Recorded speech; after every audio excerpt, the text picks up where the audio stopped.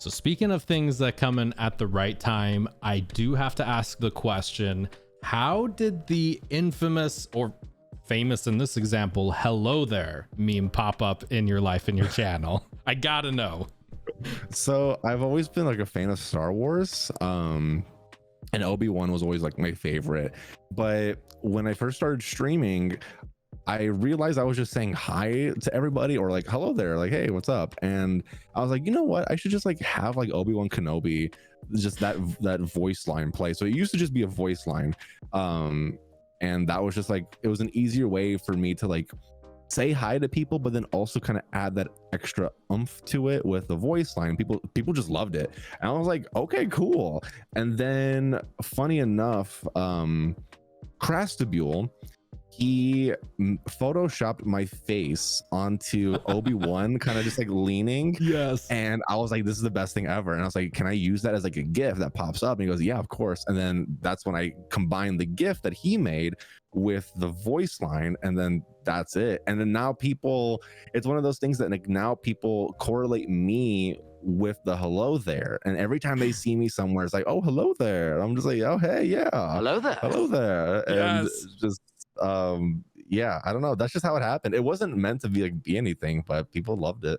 Shout out to Krusty, by the way, of course. Yes, shout out to Crastabule, dude. Like that, he's made some really funny content with like my stuff, and I'm just like, dude, you're a genius. But honestly, it's like that's the kind of stuff that really resonates with people with when they think of your brand or like who you are or like connect something to you. It's those very original kind of things that connect like that. That's where, you know, every time I'm on Twitter, if I see the hello there gif, always I think of you, even if it's for like a microsecond. I'm like, ha, Doro, scroll. I love, see, and you know what's funny, I don't even realize that people really do that.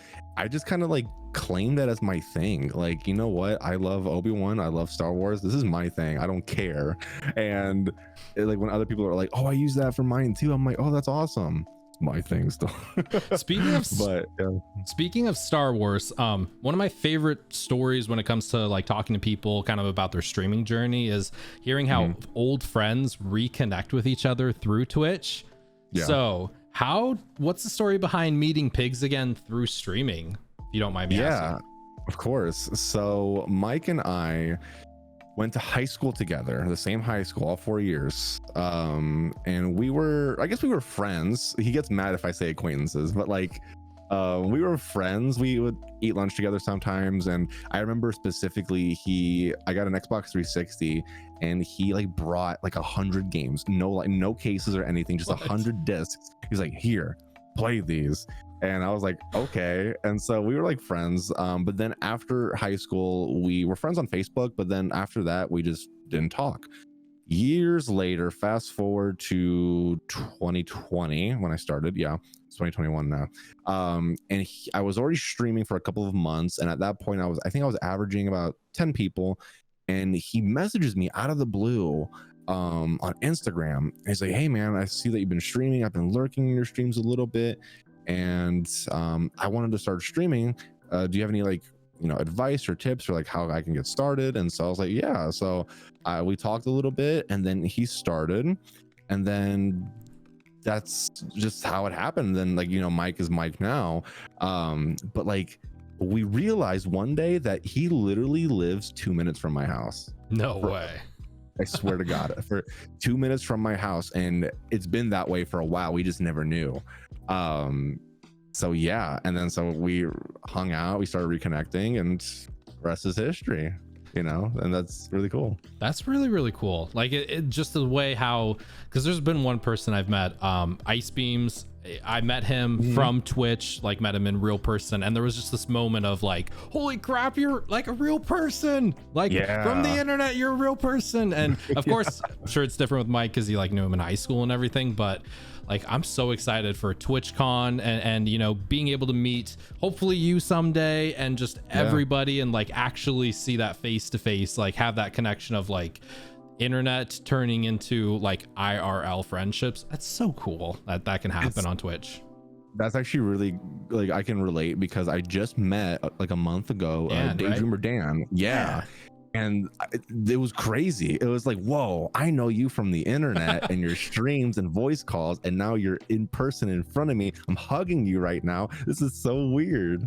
I saw that. I totally get it. I think it was on Instagram. I saw that photo with like you and Pigs and Audie, and yeah, that was really, really cool. It's this reality that, you know, people behind the camera, you know, in this computer monitor are real friends. It always frustrates me when you hear some people say like internet friends aren't real friends. I'm like, friends are friends regardless where they're from, you know?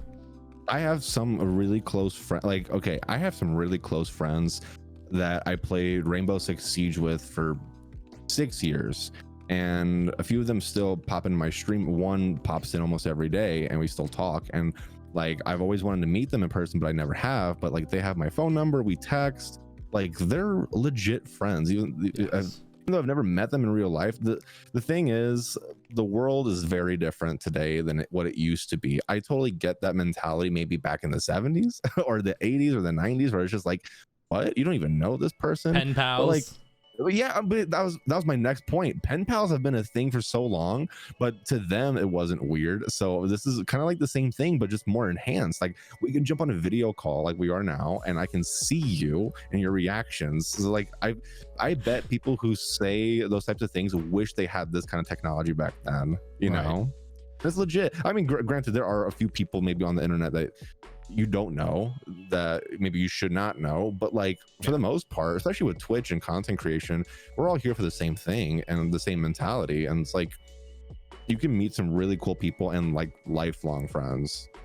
1000%. And it's almost like, I've always felt like with Twitch, if you're going at like the video game aspect of it, it really feels like when somebody's playing a game, it's almost like the person who wants to go on Twitch to watch somebody play that game, the game is like that middle ground that connects the viewer to the streamer and creates that friendship. It's like that middle ground of like how you met somebody. And you know, I'm a big believer that I don't think Twitch is like just for video games, and I know you think that as well. But it's almost like a live streaming platform that has been used mostly for video games, but it's kind of coming to the point where just chatting is taken over. You know, hot tub streams are a thing now, I guess. Yeah, I mean, you get in hot tubs now. Yeah. Right. But even like IRL streams, music streams, like art streams, there's like so many cool things that people, you know, get really creative on Twitch. And it's so mind blowing the amount of creativity other people have. Oh yeah. And like, I think that Twitch is just a place where you can engage with your fans and your audience and your friends. That's what it's meant for. And then, you know, if you're creating content elsewhere for like offline, you know, enjoyment, then yeah. But Twitch is the place where you can actually live engage with people and meet people. And like you said, the game is like the middle ground. People come for the game, they stay for the streamer. I always say that.